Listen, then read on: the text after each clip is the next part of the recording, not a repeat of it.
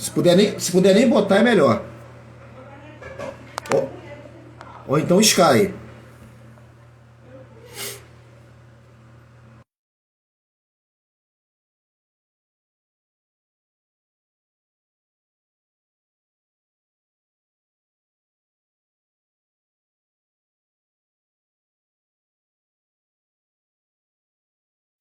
Oi, Suzana. Suzana, tudo bem? Como é que faz agora? Deixa eu ver aqui. Ah, já apareceu um bonequinho aqui, peraí. Aí, agora sim. Olá, pessoal que está entrando. Boa tarde. Suzana, eu aceito a solicitação. Aí, agora sim. Agora acho que é só começar. É, agora sim. Ai, Tudo- guri, eu fiquei tão chateada. Que pena que não deu. É, lá, mas não era assim não. Pois é, eu acho que alguma coisa aconteceu, porque aparecia um símbolo dizendo que eu precisava ter acesso às lives, como então eu não tinha acesso, né? É porque Eu não. você tem quantos seguidores lá? Eu abri aquele canal naquele dia que tu me disse, eu acho que deve ter uns 200 e Ué, poucos. já era. A Antonielli tá com 300 e tá entrando. Ela com 50 já entrava. Mas eu não sei. Eu vou pedir pro meu filho olhar para mim o que que É, dá tá. uma olhadinha aí. De repente a É, configuração do perfil tá estranha, não sei. Tu tá me é. ouvindo bem? Tô, tô. Eu tô com o microfonezinho aqui, tá dando pra ouvir? Tá, eu acho que eu vou colocar o meu fone também, sabe? Não, eu tô Tá, te ouvindo bem. Eu tô te ouvindo tá. bem. Só para Pessoal que não, tá entrando, não pessoal que ter. tá entrando, gente, a gente vai estar falando com a Suzana sobre se a miséria é resgate, é problema kármico, né? Então, inclusive tem uma questão boa aqui do Livro dos Espíritos, que é o capítulo 9, a questão 806, né? Que a gente pode debater também, que tem tudo a ver com isso que a Suzana vai falar, que fala sobre as desigualdades sociais. Então a gente vai falar também um pouquinho sobre eleições, sobre políticas. Vamos evitar candidatos, né? Mas Não, podemos falar sobre o que está acontecendo aí, né, no cenário e qual é o papel do espiritismo aí nessa questão, né? Como o espiritismo tem se posicionado. Eu e a Suzana fazemos parte do Espíritas à Esquerda, Espíritas Progressistas. Então, eu vou deixar, Suzana, vamos começar então nossa live. Ela vai ficar gravada, então bastante pessoas vão assistir depois, tá? isso, tá Então, bom, eu querido. vou, eu vou deixar aí com você a palavra. Tá bom, querido. Bom, Edney, primeiro eu quero agradecer o convite, né? Obrigado mesmo. Tu é uma pessoa importante nesse movimento de divulgação, né, da doutrina espírita, sob um viés um pouco mais humano, né? Sob um viés social, porque o movimento espírita ficou durante muito tempo enclausurado dentro de si mesmo, assim, uma coisa tipo, vamos para dentro da caverna, né? E vão ficar contentes lá dentro da caverna e esquecer que o mundo existe, como se nós não tivéssemos que fazer parte do que está acontecendo no mundo.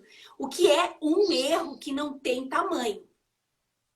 Porque se nós estamos encarnados, nós somos espíritos encarnados num plano material e a gente lava as mãos e diz que a gente não tem nada a ver com isso, o que, que nós estamos fazendo aqui? Na verdade, né?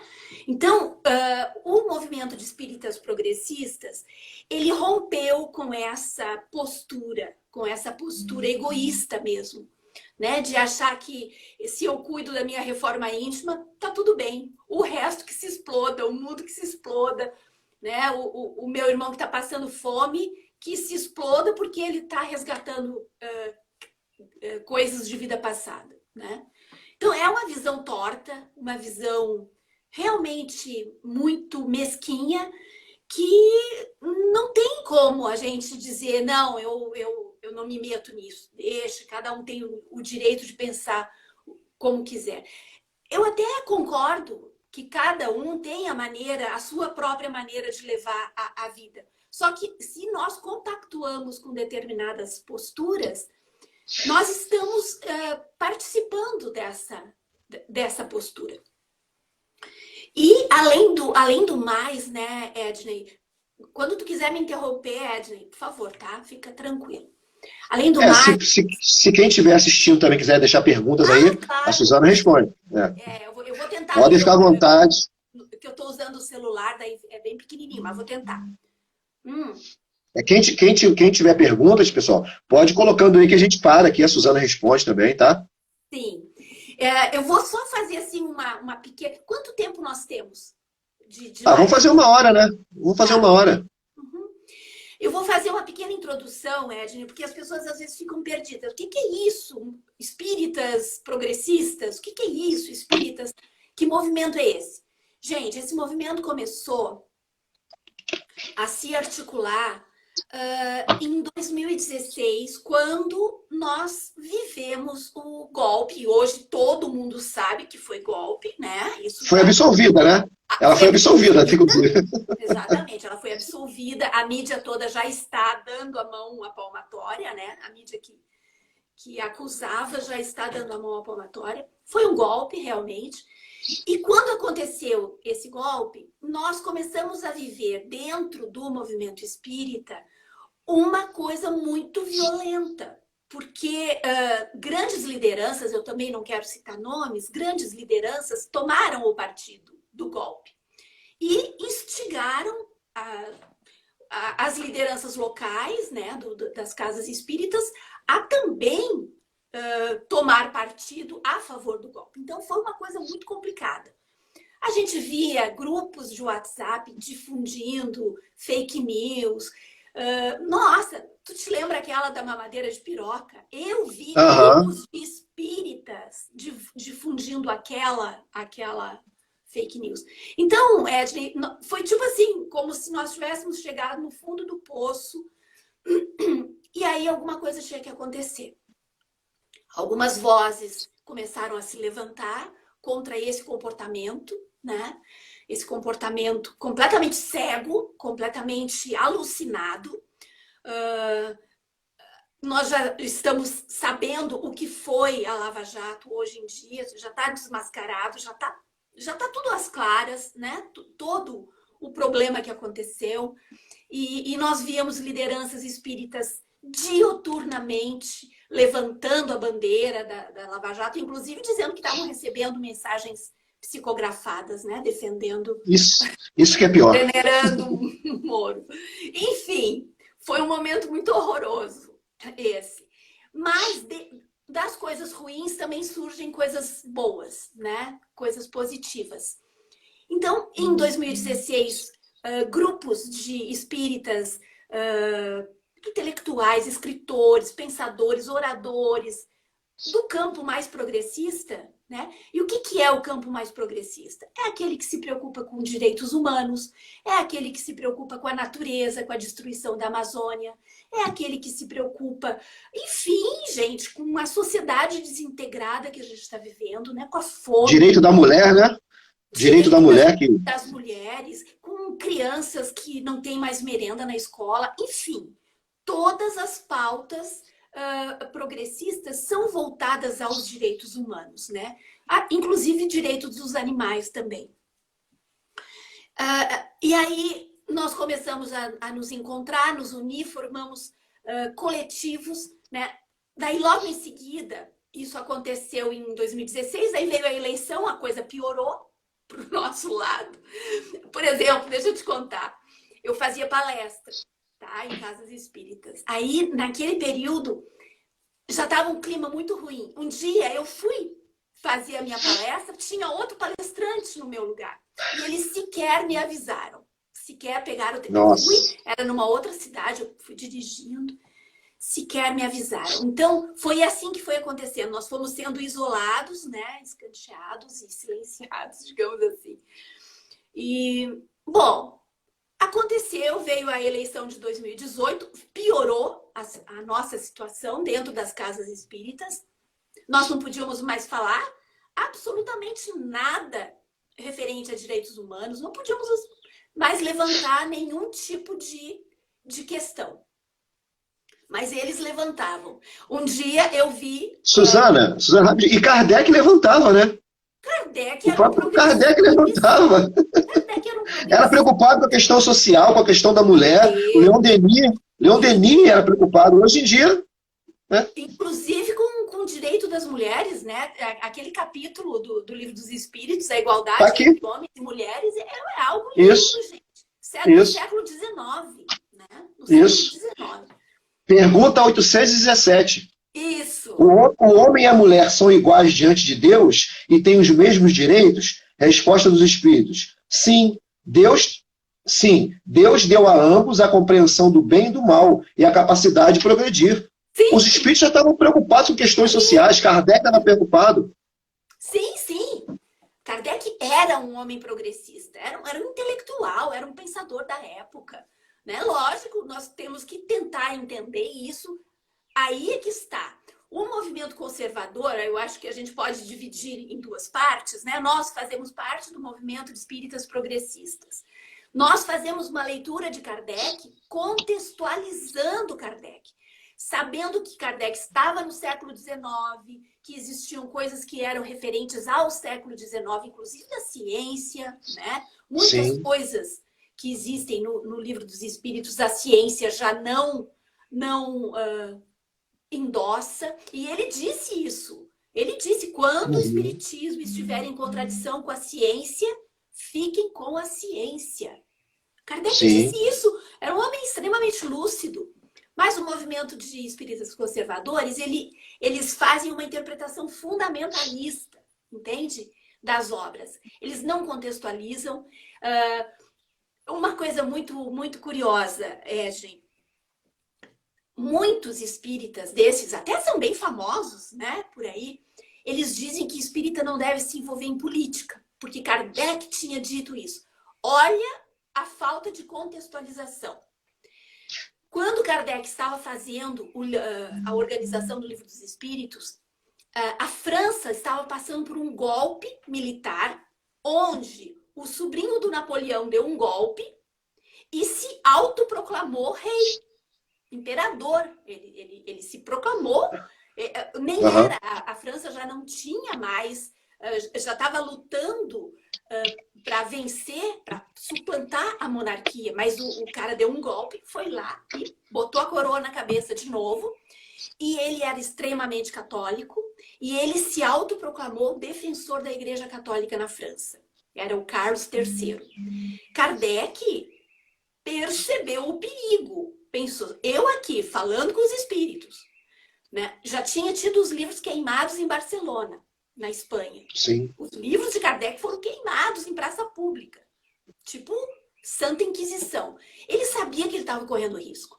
Então, ele pediu que naquele momento... Mas as pessoas não se interessam em fazer contextualização, né? É lógico que ele agiu de uma forma coerente. Ele tinha que terminar o trabalho dele. Ele não podia ser preso ou ser perseguido enquanto ele estava naquela função toda, né?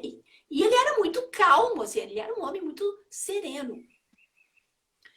Mas agora, usar isso que ele disse no momento certo da vida dele, num contexto que ele estava vivendo, para dizer que nós aqui não devemos nos envolver em política, isso é quase uma coisa absurda, é quase um troço assim, sem cabimento. Eles não querem que a gente se envolva, mas eles se envolvem. Eles fazem o tempo todo. Essa semana, a semana passada, uma pessoa postou lá acho que foi aqui no Instagram, uma passagem que Kardec fala sobre a não participação política. Aí ela pegou aquilo ali da Revista Espírita, aí eu fui contextualizar. Só que Kardec estava falando sobre a formação da Sociedade Espírita de Lyon. Ele estava falando para não haver politicagem lá dentro da Sociedade Espírita. E a pessoa pega isso como se fosse falando sobre a política de um modo geral. Entendeu? Sim, e olha o contexto que eles estavam vivendo na França. Eles estavam vivendo sob uma ditadura, né, uma tirania, digamos assim, monárquica, que era um absolutista, ou seja, se ele decidisse, cortem a cabeça daquele ali, ia ser, não ia ter julgamento, não ia ter nada, sabe? Então ele percebeu o perigo que eles estavam correndo ali. Mas é muito cômodo, né, Ednei? É muito cômodo justificar determinadas posturas com coisas assim do século retrasado, né? Sem ao menos fazer uma contextualização do que estava acontecendo naquela época. Ou seja, voltando então para o nosso caminho, para a nossa estrada percorrida, né? Desde 2016, aí 2018, aí os grupos começaram a ganhar nome.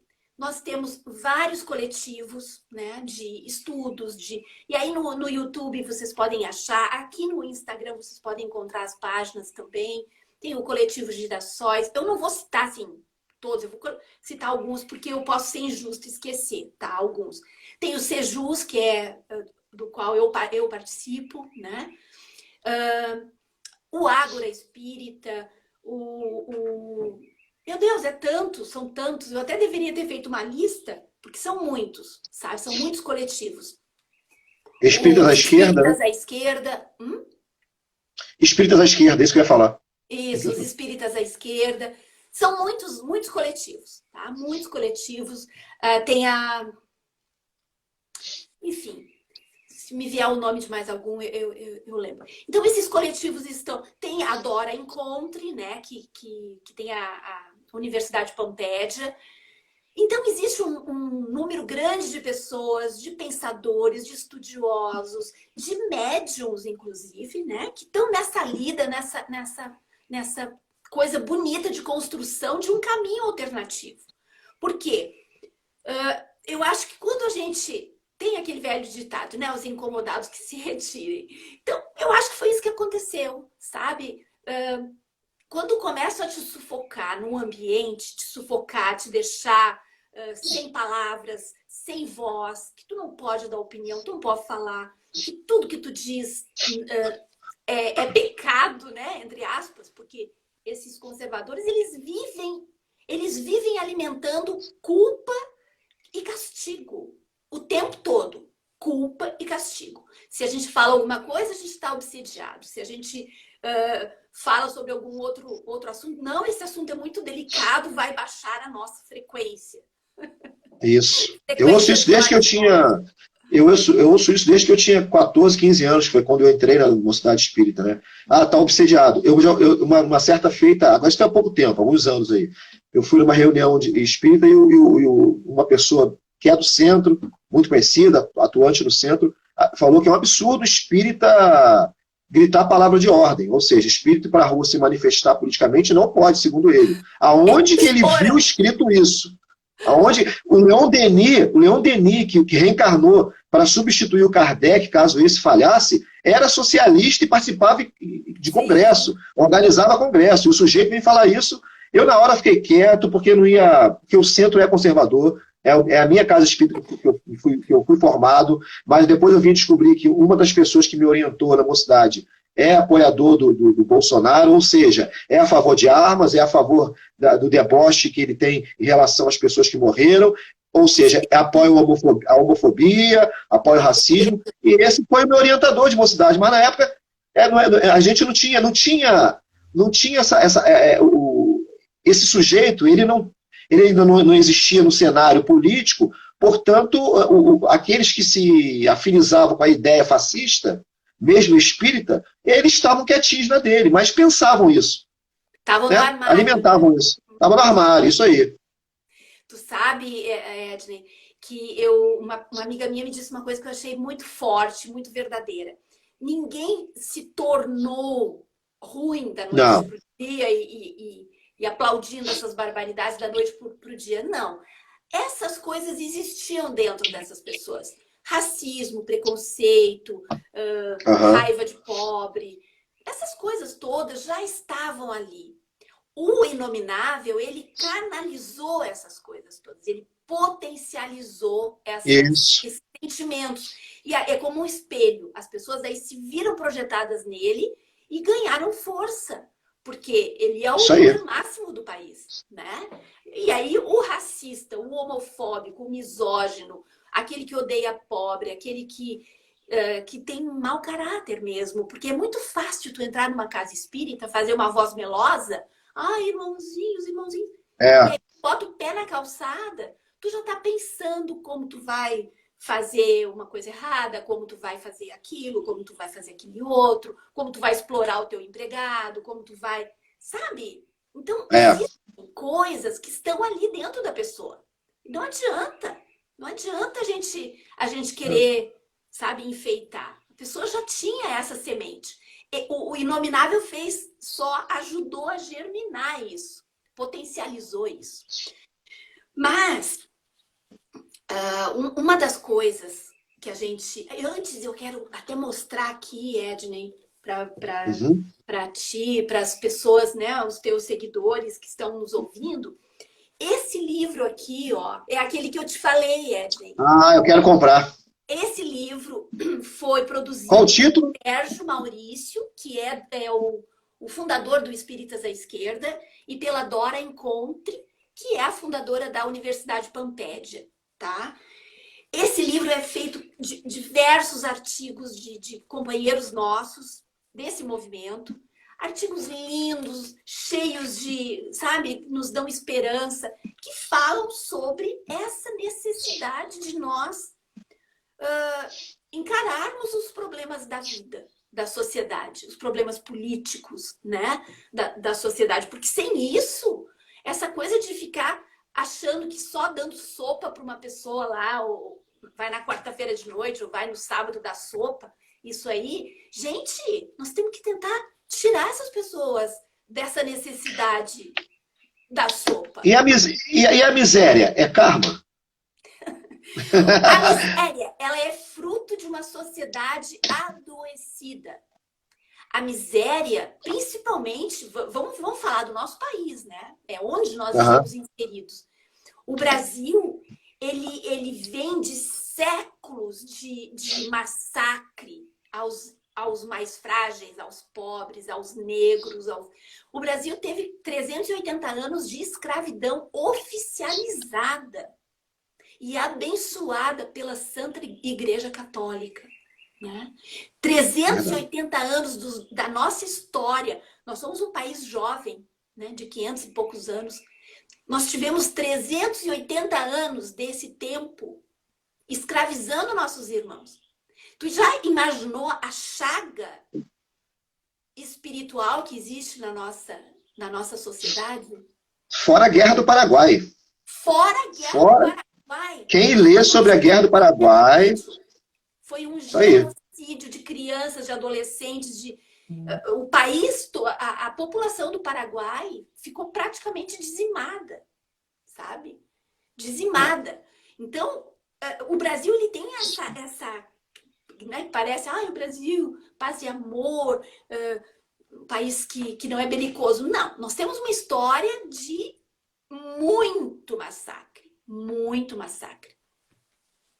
E essa ferida, que é uma ferida espiritual e que transbordou, né, para a nossa sociedade, porque esse massacre continua. Quem é que morre? Quais são as pessoas que morrem com as balas perdidas? Que não são perdidas, né, Ed? São as pessoas negras. São as pessoas negras que morrem o tempo todo pela mão do Estado, que é a polícia. A polícia é a ponta da mão do Estado. Então, se a gente não discutir isso, nós vamos continuar alimentando aquela escravidão, né, de uma forma simbólica, porque não adianta dizer que não existe mais escravidão, quando a gente sabe que as mulheres negras ganham muito menos do que qualquer profissional. O homem negro ganha menos do que o homem branco, e a mulher negra ganha menos do que o homem negro. Então, isso é um massacre perpetuado. E nós não vamos discutir isso? Que tipo de espiritualidade que nós estamos querendo desenvolver? Que tipo de espíritas que nós somos quando a gente fecha o olho para isso? Né? Suzana, deixa eu só ler a pergunta 806 aqui. Aí você... Olha só. Gente, eu fiz essa provocação da Suzana porque o tema é isso aí, né? Se miséria, se desigualdade é questão kármica, o que é isso, né? Porque para o espiritismo, como Suzana falou, para alguns espíritas, dar o agasalho, dar a sopa é suficiente, tá? Então, eu faço uma pergunta também para você que é espírita e frequenta a sua casa espírita já há alguns anos. Quantos assistidos você já viu se transformar em assistente e palestrante? A Uhum. maioria não consegue, fica naquela questão do assistido, o filho se torna assistido também, ou seja, a estrutura social não muda, mas o espírito está muito satisfeito, porque ele está fazendo a caridade. Não é isso que o Espiritismo prega, o Espiritismo prega uma mudança. Veja aqui a pergunta 806, capítulo 9, desigualdades sociais. Kardec, preocupado com essa questão social. Kardec, um homem da ciência, né? Olha o que ele pergunta. A desigualdade das condições sociais é uma lei da natureza? E os espíritos respondem, não, é obra do homem e não de Deus. Quer comentar, Suzana? Sim, quem é que constrói a sociedade? A nossa sociedade é construída por quem? Por nós, seres humanos, pessoas, instituições. Então, todas as coisas que estão ligadas, que são referentes à sociedade, né? A questão de classe, a questão da miséria, a questão... São coisas construídas por nós, são coisas que foram inventadas e estão sendo alimentadas por nós. Edney, eu escutei um palestrante, não, agora ele não é palestrante, eu acho que agora ele é só um influenciador digital espírita, bem famoso, tem centenas de milhares de seguidores. E aí ele disse numa livezinha dele, no canal dele, ele disse, meus irmãos, meus queridos, nós precisamos entender e até agradecer que existe a miséria, porque daí nós podemos fazer a caridade. Ele disse isso, né, gente? Ele falou isso. Lamentável. Fazer a caridade, gente, mas o que é isso? Que tipo de pessoa? Que tipo de gente é essa? Que agradece a Deus a providência de ter miséria no mundo para ele poder alimentar a vaidade dele, de que ele está fazendo a caridade. Gente, é inacreditável. É inacreditável. São essas pessoas que estão falando em nome do Espiritismo. Entende? São essas. Porque eles têm milhares de seguidores, né? Eles têm milhares de seguidores. Milhares, centenas de milhares. Depois você me passa, se você lembrar, me passa o link dele. Que eu faço um corte. Não, eu sei que tem isso. Teve um companheiro nosso lá, não sei se foi não sei quem foi, lá do Espírito Progressista, que ele citou isso também, que ele ouviu uma pessoa falar isso, né? Porque se vocês acabarem com a questão social, como é que vai ficar o espírita? Né? Vai fazer caridade como? Olha que imbecil. Isso é um imbecil. O cara que fala assim. Sabe? Pensar a respeito das mudanças climáticas, lutar em prol do reflorestamento, da não destruição da Amazônia. Gente, tu quer caridade maior que isso? Lutar contra o extermínio dos jovens negros, lutar para que toda criança tenha direito a uma alimentação decente, digna. Mas não que tu precise fazer uma barraquinha de sopa e de marmitex para poder levar essa comida. Que as crianças possam ter na sua casa. Que os pais possam ter emprego digno. Isso. Essa é a caridade, gente, que nós precisamos desenvolver. Sabe? A coisa da esmola... Agora, lógico, o que o padre Júlio Lancelotti faz é digno da gente... dizer, gente, que criatura mais abençoada, porque quem tem fome tem pressa, né? O Betinho já dizia isso na década de 80, olha o nosso retrocesso. Nós voltamos lá na década de 80. Voltamos lá na década de 80, porque em 2014 nós tínhamos saído do mapa da fome da ONU, né? Mas ninguém comentou, os espíritas não festejaram, olha, a notícia mais linda que poderia ter sido festejada pelo movimento espírita, que o Brasil tinha saído do mapa da fome, não. Botaram uma pedra em cima e vão derrubar a presidente lá, que hoje foi inocentada. Olha a vergonha, olha a vergonha. Então, as pessoas trocam as suas prioridades, entende? As pessoas trocam as suas bandeiras verdadeiras, né, que devia ser a luta pela justiça social, pela dignidade humana. É isso, gente. Nós estamos aqui encarnados para evoluir. Quem é que evolui passando fome? Isso aí é uma obsessão pelo castigo. Isso é um apego antigo, sabe? Que precisa ser deixado de lado pelo sofrimento. Nós não estamos aqui. Ninguém vai evoluir sofrendo e passando fome. Entende? Nem a nossa intelectualidade não evolui assim. Então, uma criança, para aprender na escola, para poder ser um adulto bem formado, ela precisa comer, ela precisa ter um ambiente mais digno. As pessoas massacradas entram no alcoolismo, na droga, em todas as coisas ruins que destroem a essência humana, né? Uma pessoa sem esperança, ela se entrega. Mas uma sociedade que trata os seus cidadãos com dignidade, ela abraça essas pessoas. E mesmo que alguém tenha aquela coisa, aquele germezinho do alcoolismo ou da dependência química, ela vai se segurar, porque ela tem esperanças, ela tem planos, ela tem sonhos. Quem não tem mais isso, afunda. Afunda. Porque a gente sabe, né? O alcoolismo e a dependência química é uma doença. Então, a gente não traz na testa, tu tem essa doença. A gente não traz isso na testa, né? Mas o desespero, a desesperança, a falta de esperança no futuro, isso faz com que essas coisas todas comecem a aflorar de uma forma incontrolável, né? Enfim, é isso. Parece uma coisa utópica. Tu falaste no Leon Denis. No Sejus a gente estuda livros, né? Nós estudamos um livro do Leon Denis, vários até dele. Ele era um socialista utópico, e que era um tipo de socialismo muito forte no século XIX. Ele sonhava, por isso utópico, né? Ele sonhava que os muito ricos iam acordar para a necessidade. Olha só como ele era utópico, lindo.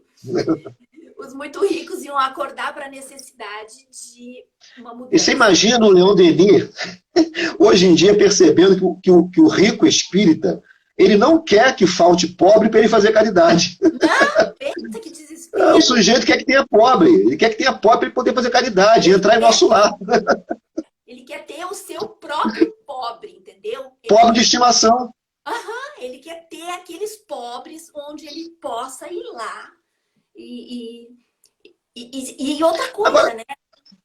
Eles não querem nem que a pessoa se resolva espiritualmente. Eles querem ter lá a pessoa fixa, que vai tomar os passos. Isso. Não se torna assistente. É sempre assistido. Não se torna assistente. Nunca. Porque eu conheço centro espírita que tem trabalho, assim, eu acho bacana. A Casa de Batuíra, por exemplo, eles ensinam mulheres a costurar, tem cursos dentro do centro. Pô, bacana! Está ensinando, né, a pessoa a se virar. Agora, alguns se prestam somente à caridade. Suzana, eu tive um grupo espírita bem aqui pequenininho, do lado aqui de onde eu moro, do lado da minha casa. Sim. Funcionou durante 7 anos. Era o grupo espírita Clara de Assis, né? Durante 7 anos, eu e minha esposa mantivemos esse centro, com muita dificuldade, que poucas pessoas queriam vir ajudar, porque na época era um local de muito perigo, né? Hoje em dia não, nós estamos pacificados há 9 anos, mas na época era um local, e era uma subida e tal, mas algumas pessoas vinham fazer palestra e tal, mas para trabalho mesmo era eu e minha esposa. Então, por isso, nós, depois de 7 anos, pedimos autorização à Clara de Assis e aos mentores, e eles aconselharam a gente parar o trabalho, porque a gente estava sendo atacado o tempo todo. Então, mas essas crianças todas que frequentaram o nosso centro, todos eles são casados, trabalhadores, graças a Deus, isso é um orgulho que a gente tem. E nós nos preocupamos, a primeira coisa foi colocar um curso de informática, porque eles não sabiam nem que era computador. E aí um curso aqui de Niterói doou alguns PCs antiguinhos, fora de uso, mas para a gente era novo. E nós ficamos durante 7 anos ensinando informática e evangelização infantil, tinha palestra e tal. Mas a gente sempre... Eu não era espírita progressista na época, não existia isso, mas eu era muito preocupado com essa questão social, porque eu vim de lá. Eu sou morador de comunidade. Então a gente sabe o que ocorre numa comunidade. Agora eu queria fazer uma provocação para você, para a gente ser cancelado logo de vez. O que explica o espírita estudioso, porque tem muito espírita estudioso, aprovar e votar no inominável? Olha, Eu acho que a pergunta, a resposta, ela é variada, entendeu? Ela é uma resposta ampla. Porque são vários fatores. Primeiro, muitos se sentiram sintonizados com o Inominável por causa dos seus discursos de ódio que funciona como um gatilho, sabe? Um gatilho para aquele que tem aquela semente daquele ódio represado, né? Ou homofobia, ou misoginia, ou ódio de pobre, ou enfim, várias coisas. Tu vê alguém muito poderoso fazendo aquilo, funciona como um gatilho para os teus próprios ódios. Então, saíram. Coisa muito triste de saber. Pessoas, às vezes, que estavam ali posando, né, de bons samaritanos, né, de espíritos em evolução, vozinha mansa e tudo mais, mas enfim, mostraram, né, a máscara caiu e mostraram bem. Porque o Inominável nunca mentiu quem ele era. Nunca. Nunca mentiu. Ele não enganou ninguém. O Inominável fez questão de mostrar exatamente quem ele era. As coisas que ele pensava e o que ele desejava. A outra coisa que levou, daí já, isso eu estou falando de pessoas mais que estavam em liderança, né? Essas lideranças levaram os seus junto, os seus, digamos, o seu rebanho junto. Porque tu pode notar, cada um desses famosos tem os seus que fazem parte, quase criam um fã-clube em cima daquela pessoa, em torno daquela pessoa. E essas outras foram por causa da questão da admiração. Eu admirava o fulano está dizendo isso, eu vou acreditar. Porque é santo, né? Média é santo. Né? Média é santo, é papa. Exatamente. Médium, o fulano é médium, o fulano psicografa. Eu não vou questionar a psicografia. Né? Por quê? Porque nunca foi ensinado dentro do movimento de espíritas conservadores a ter pensamento crítico. Nunca. Nossa, quando a gente falava, gente, nós temos que ter pensamento crítico, nós temos que ter... Quando se fala em pensamento crítico, está se falando em racionalidade. A gente tem que ter bom senso. Bom senso nas coisas. Quando a gente dizia isso, meu Deus, parecia que o mundo ia acabar. Já vinha alguém dar um passe, que dizia que a gente estava obsediado e não sei mais o quê. Então, é difícil assim. É difícil tu conviver com pessoas dessa forma. E tem aqueles outros que estavam precisando de uma tribo qualquer, estavam se sentindo perdidos, porque não querem pensar, porque não querem ter trabalho. Aí uma coisa que vem baseada em fake news, ela é muito mais fácil. Vem baseada em gritaria. Porque quando tu tem que explicar alguma coisa, Ednei, que tu tem que falar, que tu tem que desenvolver um raciocínio, é muito mais complicado. Tem gente que não tá afim disso.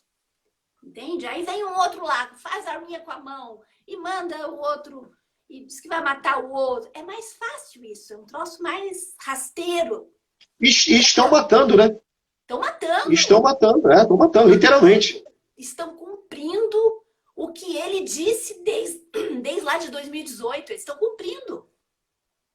Gente, olha só, deixa eu só dar um aviso aqui. Eu bloqueei sem querer os comentários. Eu não sei agora desbloquear.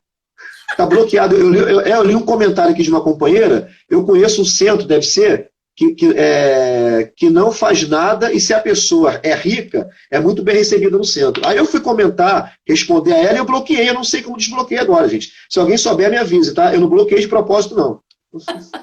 Eu também não sei. Não sei. Eu já participei de algumas lives aqui. Eu não sei o que eu fiz aqui. Mas eu não sei lidar com a coisa. Então, o que a gente percebe, Ednei, é que eles tentam manter porque, Suzana, o sujeito debocha da morte, Suzana. Como é que o espírita pode apoiar um cara que debocha da morte? Sim. Não, ele não queria entender isso. não só debocha, como ele instiga a que cometam a morte, o assassinato. Ele idolatra um torturador. Se O Ustra. pesquisar quem era o tal do brilhante Ustra. Gente, é de sair vomitando. Ele torturava mulheres na frente dos filhos. Sim. E o espírita apoia um candidato que apoia isso. Sim. O que está acontecendo? O brilhante Ustra era uma pessoa pervertida. Uhum. Ele não só estuprava as prisioneiras. E quem eram essas prisioneiras? Aí o pessoal diz, são terroristas. Não! Eram professoras universitárias, estudantes universitárias de esquerda. Eu, por exemplo, seria candidata a ser uma prisioneira. Entende? Porque eu sou uma pessoa que faço militância. Eu faço militância contra o desmatamento. Eu tenho um grupo de militância ambiental. Eu seria candidata a eles me dizerem aquela lá é terrorista. Entende? O brilhante Ustra era uma pessoa perversa, pervertida. Era um animal. Não dá para dizer que ele era um animal. Os animais são seres... Ele era um monstro. Trevoso. Trevoso. Perversa. As freiras das comunidades de base eram os padres, os freis. O Frei Beto, né? Tem um filme muito forte, triste, que é o Batismo de Sangue. Batismo de Sangue. E que conta a história do Frei Beto e do Frei... Teve eram 3 freis. Um deles se suicidou depois, não aguentou. Porque a tortura quebra a pessoa ao meio, né? Ou enlouquece a pessoa, ou quebra, a pessoa não aguenta mais. Então, gente, esse homem, ele nunca escondeu isso. Nunca escondeu. E as pessoas, eu não consigo admitir, eu não consigo pensar como é que uma pessoa que teve acesso às coisas que Kardec escreveu, que se diz cristão, porque todos esses, Ednei, eles são muito, muito religiosos. Eles citam Jesus o tempo todo.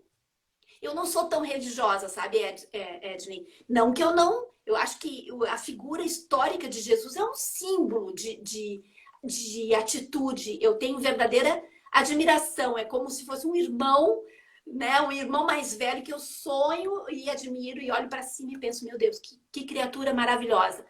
Mas esses têm uma coisa religiosa mesmo, sabe? Religiosa, coisa assim, que eu acho meio perigoso, na verdade, sabe? Porque... Fanáticos, né? Fanáticos. Mas eles se esquecem que Jesus foi torturado. E eles idolatram alguém que idolatra um torturador. Sem questionar. Jesus foi morto em tortura. Né? Jesus foi preso e a sentença de prisão que o Império Romano deu por subversão. Ele era um subversivo na visão do Império Romano. Porque ele falava com os pobres, ele estava passando conhecimento. Né?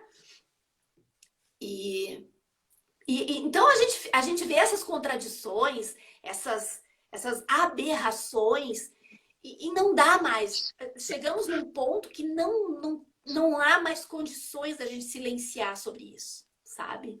Não dá. É muita hipocrisia, sabe? É muita falsidade, na verdade. A pessoa fala uma coisa, irmãozinho de luz, papapá, e aplaude aquele que tem o Ustra como ídolo. Não dá. Não tem. Para mim, não. Eu cheguei no meu limite. Não tem como. Verdade. Gente, infelizmente o bate-papo, o chat está travado aqui, eu não sei como destravar, tá? Então me desculpe se vocês não estão conseguindo enviar a mensagem, não foi de propósito. Lá embaixo tem tá vendo? Um balãozinho de diálogo com ponto de interrogação. Será que se eu clicar ali? Não sei. Não, o meu tá tudo travado. Nada aqui eu tenho acesso. Tadinho. Hoje nós estamos... Não tem problema. Mas a gente conseguiu. Eu vou colocar essa live no YouTube também. Vou fazer alguns cortes e colocar no TikTok. Isso. Então, quer dizer, Suzana, que essa história de miséria, de resgate, como nós vimos aqui no Livro dos Espíritos, É obra do homem, né? Não tem nada a ver com reencarnação. É obra do homem. A sociedade, gente, a sociedade que nós vivemos, a estrutura social que nós vivemos, ela é obra do ser humano, ela é construção do ser humano. Exatamente, exatamente. Kardec disse isso. Os espíritos que o ajudaram disseram isso, né? Agora, essas pessoas, elas se focam... Ah, e tem uma outra coisa, né, Edna, que também nos incomoda muito, que a Federação Espírita Brasileira, por ser também uma instituição muito, digamos assim, apegada ao poder e aos poderosos, né? Ela passa uma visão que é dela, que é dos seus entes, que é dos seus, né, das suas lideranças, ela passa isso para todo o movimento de espíritas e ela quer que isso seja validado como verdade absoluta, sem questionamento. E a FEB, durante muito tempo, ela estudava muito. Eu sei porque eu me dediquei alguns anos da minha vida a estudar essa questão, que é a questão do Rustem, que é o rustanguismo, né, que a gente chama. O Rustem foi um contemporâneo de Kardec, que por ciúme de Kardec, fez uns livros lá de espiritualidade, só que livros que são os 4 evangelhos de Rustem, que são livros, assim, extremamente fanatizados. Rustem tinha umas ideias completamente fanáticas.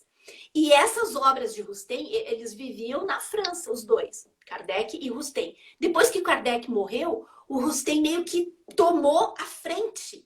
E ele meio que se apossou de muitas coisas. Ele tentou, inclusive, penetrar lá na Sociedade Espírita de Paris. E os brasileiros, a Federação Espírita Brasileira adotou essas obras de Rustem como livros de estudo.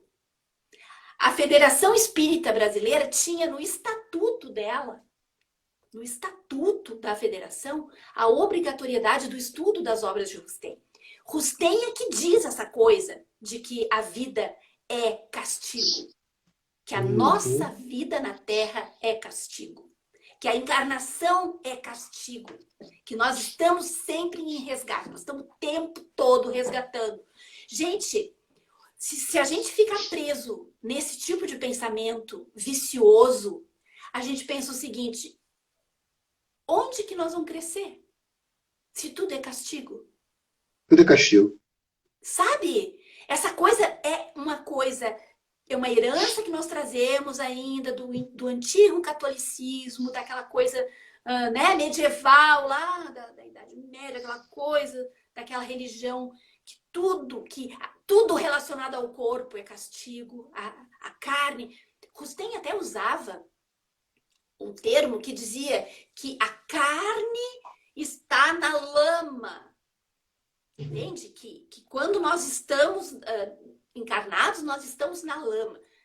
Um maluco de pedra. Tá? E a Federação Espírita Brasileira, até alguns anos atrás, se eu não me engano, foi em 2017, que eles daí tiraram aquele troço do estatuto, que era a obrigatoriedade do estudo das obras de Rustem.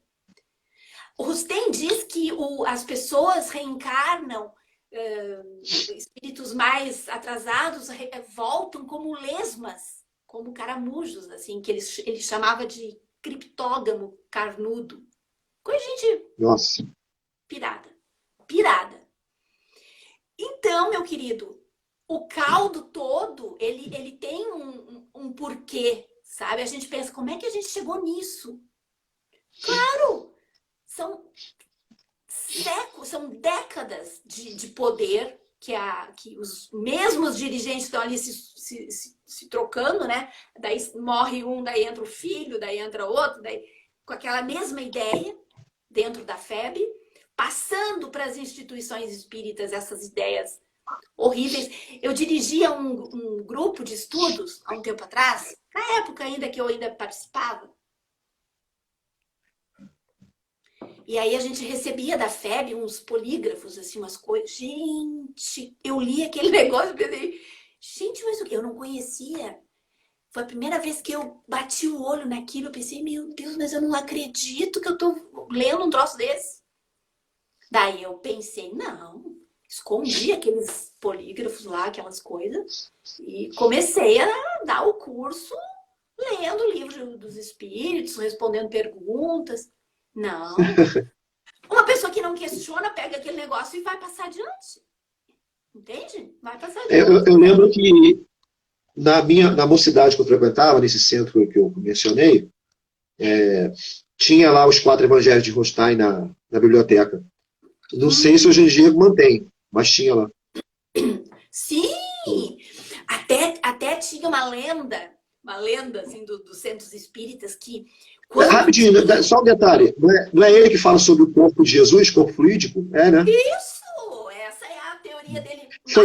Foi tudo simulacro, né? Foi tudo simulacro. Jesus enganou todo mundo. Jesus estava fingindo o tempo todo, porque ele não tinha corpo, não sentia dor, não sentia... Então, quando ele comia, quando ele morreu lá, sentindo dor, torturado, era tudo fingimento na cabeça do Rustem. Tudo fingimento. Porque o corpo dele não existia, era uma farsa. Isso aí, gente. Tá Vai vendo, cheio gente. de espírita que acredita nisso. Tem. Cheio de espírita que acredita nisso. Então, essas coisas são um caldo que vai formando tudo isso que resultou nisso que a gente viu.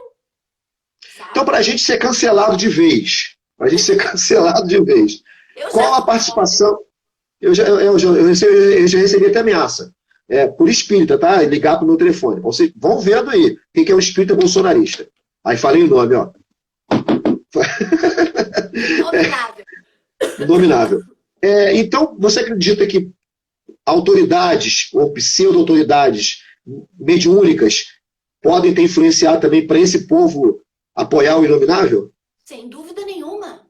Sem dúvida nenhuma. Quando a gente vê o médium mais famoso do Brasil, de braço dado com o inominável, recebendo alegremente das mãos do inominável uma medalha, tá? Quando o inominável ria da morte de 600 mil brasileiros, zombava de quem estava morrendo com falta de ar. Então, quando a gente vê essas coisas acontecendo, quando a gente vê espíritas, né, que são coaches, que são famosíssimos, meu Deus do céu, que fazem seminários caros e tudo mais, e que juntam centenas de milhares de pessoas numa plataforma. Quando a gente vê esses espíritas falando que Deus, pátria e família... Gente, Deus, pátria e família era o lema do Hitler, do Mussolini. Fascismo. Não tem novidade nisso.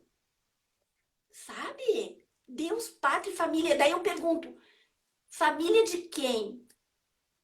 A família deles, né? A família deles. A família de quem? Porque a família daquele que não tem o leite para dar para o seu filho, esse eles não se importam. Esse tá resgatando coisas das vidas passadas. Olha como é fácil. Olha como é fácil. Então, sim, a estrutura, a instituição FEB é responsável por toda essa tragédia que a gente viu no movimento espírita. Tu te lembra daquele videozinho dos fundamentalistas espíritas? Eu tenho. Eu fiz um vídeo. Eu fiz um vídeo sobre isso. Eu fiz um vídeo. Eu fiz um vídeo sobre isso aí. Autoriza a morte? Eu te autorizo a fazer o que quiser. Autoriza. Louca. Que gente doida. Louca. Muito gente triste. louca. Tá aí, ele tá fixado até no meu TikTok. Eu acho que eu botei aqui também. Eu ia fazer uma pergunta, você comentou alguma coisa, agora fugiu. Pode continuar, fugiu. Não, é muito perigoso isso que a gente está vendo. Ednei, eu vi um palestrante espírita, quando ainda eu não tinha me afastado totalmente, né? Depois eu realmente larguei de mão. Mas eu ainda frequentava, eu ainda ia e tal, em algumas casas. Eu fazia palestra em várias, né?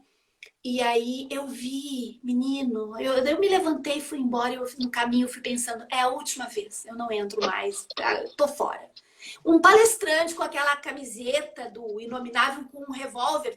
Conhece aquela camiseta? Nossa Que é um cano assim apontando. O cara fazendo palestra com aquele cano de revólver apontando para as pessoas. A pessoa tá num surto, entende? Tá num surto. É como se fosse um surto. Fascinação, né? A fascinação. É fascinado. Coletiva. Tu te lembra daquele caso que aconteceu, acho que na década de 70, de um pastor chamado Jim Jones, que levou suicídio. pessoas ao suicídio. As mães deram veneno para os seus filhinhos na mamadeira e depois se mataram. 900 e poucas pessoas se mataram juntas, assim. Ou seja, a fascinação, ela chega num ponto que a pessoa morre, mata, faz o que quiser em nome daquele louco, daquele, sabe? A gente viu isso acontecer no nazismo. A gente viu isso acontecer. Mussolini tinha também esse carisma.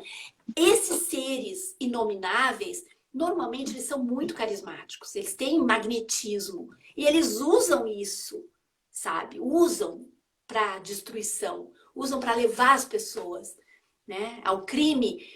O que é uma pessoa entrar numa festa de aniversário de alguém armado e sair atirando com criança em volta? Pensa o grau de surto e de obsessão, digamos assim, total. Espírita apoiando isso. Espírita apoiando isso. Sim, eles nem falam sobre isso. Alto escalão. Quer ver outra coisa? A AME, Associação Médica Espírita, isso que eu tinha lembrado, ela não se pronunciou em nenhum momento sobre a recusa de dar vacina do Inominável, não se posicionou. Isento. Totalmente isento, como tem os famosos espíritos aí, como você falou. São isentos, não querem isentão. Fica lá em cima do muro porque não quer perder like, não quer perder seguidor. Aqui no meu Instagram eu já falei, eu botei lá até um post lá. Agradeço a você que é bolsonarista e saiu do meu Instagram, porque aqui não é lugar para fascista. Né? Se você se converter e vier para cá, beleza. Agora não vem para cá falar asneira. Vem para cá pregar o ódio, pregar a violência, pregar a homofobia, racismo, porque o espírita está apoiando isso. Ao votar no Inominável, a fazer campanha para o Inominável, está apoiando isso. Onde eu faço um trabalho maior, aqui no Instagram eu tenho poucas inserções. Divulga suas redes aí, divulga aí. Aqui no Instagram, né, Suzana Leão, para quem quiser me acompanhar. E tem o meu canal no YouTube, que é onde eu tenho os videozinhos que eu faço a respeito de estudo da doutrina espírita. É Suzana Leão, espírita progressista. Tu precisa ver as coisas. Eu tô printando agora os comentários. E eu vou começar a expor esses comentários. Ednei, dá um exemplo aí. Dá um exemplo que você passou. Tipo, assim, ó. Eu vou me lembrar vagamente. Peraí que eu tenho a pasta aqui. Peraí. Eu vou abrir.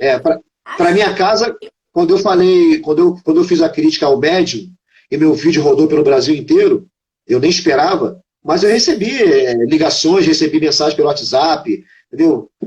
Então você vê o nível de fascinação que esse pessoal tá, de ameaçar. Sabe? Não, eu sou ameaçada. Eles me xingam de tudo que é coisa, me mandam para todos os lugares que tu possa imaginar. Espírita, hein, gente? Isso é espírita, tá? Espírita. Sim, porque o meu canal é um canal espírita. As pessoas que entram ali, entram em virtude... Aqui, ó. Teve um vídeo que eu falei, que eu estava falando sobre as leis do trabalho, as leis morais, e tem um pedacinho, um capítulo que ele fala extremamente focado no trabalho. E é aquele pedaço que ele diz que uma sociedade tem que abraçar aqueles que não podem trabalhar mais, né? Tu vê, no século XIX, gente, nem existia previdência social ainda, mas eles já estavam pensando nisso. Que essa mensagem... Essa mensagem você tirou de onde? Desculpa. Essa mensagem do Livro dos Espíritos, tá. Que é a lei do trabalho. Lei do trabalho, tá aqui. Tá. A lei do trabalho. E aí, numa das perguntas, ele pergunta lá sobre como é que a sociedade deveria agir nisso, né? E os espíritos, então, sugerem que quem trabalha precisa amparar aqueles que não têm mais condições de trabalho, os mais velhos e tudo mais. Hoje em dia, o que é isso? É a previdência social, né? Sim. Aposentadoria. Então, e justamente naquela época estava acontecendo uma mudança muito drástica na Previdência Social e eu fiz um vídeo sobre isso. Aí o cara me respondeu assim, ó, tu é uma véia frustrada porque não vai conseguir se aposentar. Vai trabalhar, Nossa. véia coroca. Olha, um Nossa espírita. Senhora. Um Lamentável, hein, gente? espírita. Meu Deus Nossa. do céu. Olha, é muito triste. Eu nem vou ler mais porque É. é uma carga. Tem outros muito piores. Tem outros muito piores. É uma carga É. horrorosa. Então, o trabalho que a gente está fazendo, Edney, eu já disse isso para vários amigos. Esse trabalho que a gente está fazendo é um trabalho espiritual também. Porque nós jamais conseguiríamos fazer esses alertas dentro de uma casa espírita durante uma palestra. Eles não iriam deixar. Não, Então, jamais. nós estamos desbravando um caminho e dizendo coisas para as pessoas que as pessoas nunca imaginavam que estava acontecendo. Então, é um trabalho espiritual, é um trabalho sabe, de levar uma mensagem espiritual com um outro olhar, com um olhar mais humano, né? Porque o olhar social, ele nada mais é do que um olhar mais humano, né? É muito lindo se eu chegasse aqui e dissesse assim para ti, as colônias espirituais, que tá cheio de médium trambiqueiro que fica falando essas coisas, sabe? Ai, tem lá colônia espiritual, nós vamos para lá, aí não vamos ter problema nenhum. Gente, mas nós estamos encarnados aqui. A nossa vida, o nosso crescimento, o nosso desenvolvimento nessa encarnação é feito aqui. Então agora eu vou ficar me contentando em saber que talvez, porque existem muitas controvérsias nessa história toda. Algum lugar na espiritualidade que não vai ter problema nenhum? E aqui? Vamos deixar as crianças passar fome? Sabe? Vão viver nessa esbórnia toda? Esperando. Nós estamos parecendo, sabe o quê? Na Idade Média, o pessoal comprava cadeirinha no céu, né? As indulgências. Sim, nós estamos parecendo. Comprava as indulgências, né? Uhum. Aí os espíritas estão comprando lote lá em nosso lar. O nosso lar. É. Suzana, a gente chegou, falta acho que 1 minuto. Você quer deixar alguma mensagem? Eu tenho que te agradecer essa oportunidade. Foi muito bom conversar contigo. É sempre bom a gente bater papo. Agradeço de coração as pessoas que estão aqui. Eu estou vendo que tem muita gente bonita entrando aqui e comentando. E eu acho que é isso, né? É nos dar as mãos, sabe, fortalecer essa nossa corrente de humanidade, de espiritualidade e de solidariedade para a gente sair desse poço, né, Edney, que nós entramos, que nós já estamos há muitos anos, alguns anos, né? Desde 2016, basicamente. Sair disso, reconstruir, criar. Ela está pedindo para colocar meu nome ali, Edney. De repente, eu vou escrever. Bota aí. Eu estou sem acesso nenhum, não sei nem o que está acontecendo. Quantas pessoas tem online? Eu vou escrever aqui, ó. Suzana Leão, espírita progressista. Ó, Suzana Leão aqui no Instagram, tá? E no YouTube é Suzana Leão, espírita progressista. Tá bom? Isso aí. Suzana, obrigado pela sua participação. Com a visita de todos vocês. E é isso, né? Vamos criar esse movimento forte, porque é isso que está precisando. Nós estamos precisando oxigenar e poder conversar a respeito das coisas. Querido... tornar o espiritismo novamente, você também, tornar o espiritismo novamente uma doutrina racional, né? Porque a gente está vendo aí humana, uma coisa bem diferente do que é a doutrina espírita, infelizmente. Gente, obrigado. Eu vou postar essa live aqui no YouTube também, no Cortes Espíritos Oficial. Vai ficar aqui também registrado no Instagram. Suzana, obrigado mais uma vez. Bom descanso aí, que eu sei que você tem outras palestras. Obrigado. Tchau, gente. A gente se encontra por aí, tchau. Tá bom? Tá bom. Tchau. Beijo. Tchau. Eu estou travado, não vou conseguir nem sair da live, olha só. Eu vou ter que reiniciar meu celular, hein? Olha que mico. Tchau. Isso são os nossos amiguinhos. Deve ser. Nem conseguir sair da live eu consigo. Eu vou desligar o celular. Tchau. Tchau, querido.